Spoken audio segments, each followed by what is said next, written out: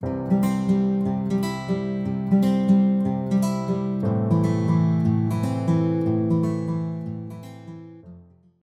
the advice I would give is to trust your intuition and trust your gut.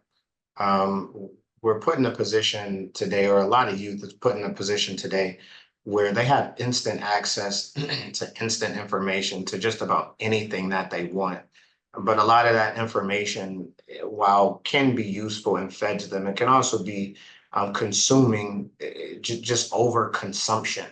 And when you have that level of overconsumption from TV, from radio, from Drake and Kendrick's beef that J. Cole dropped out of, from Google, from AI, from all of these different mediums, you can start to lose your own intuition. So the first thing that I would say is, are you meditating? Are you praying? Are you pausing? Are you doing yoga? Are you pulling back from honestly what I'll call the matrix, right? Like it's a lot of that is pure programming. And if you're programmed and you're thinking a certain way based off how they design it for you to think. So find a way to be able to get out of the matrix, to be able to get out of that programming and literally sit with yourself in silence or with some jazz music with no words or something to be able to be in tune with yourself so you can hear your own intuition, your own gut, to be able to forge a path forward.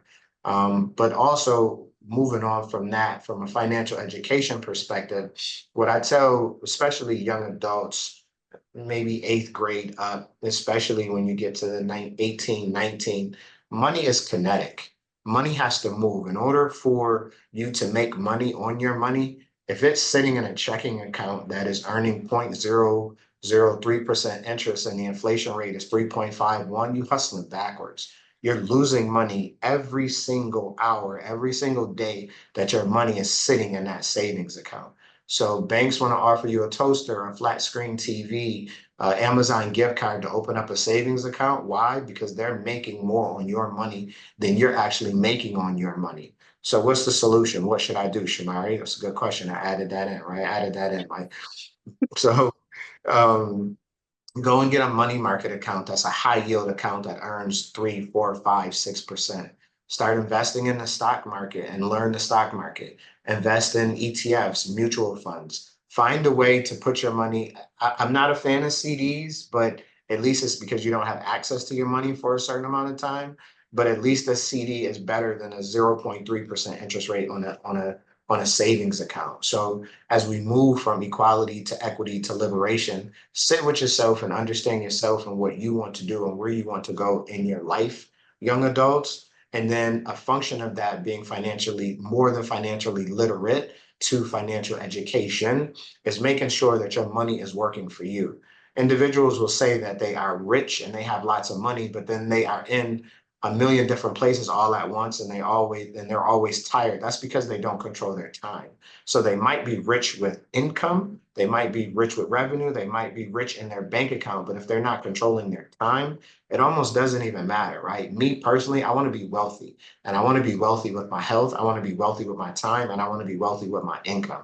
So I want to go past this conceptualization of being a billionaire and have to be at 4 or 5 or this conversation around 7 different streams of income. While it sounds good, 7 streams of income, give me one stream that that covers all 7 of those so I don't have to be in the other 6 places. So that advice is to sit with yourself, understand that money is kinetic, meaning it has to move, meaning that you have to make more than 3.5%. And I throw that number out there. I don't know exactly what the inflation number is right now, but we know it hovers anywhere from 2.5% to about 4.5 to 5%.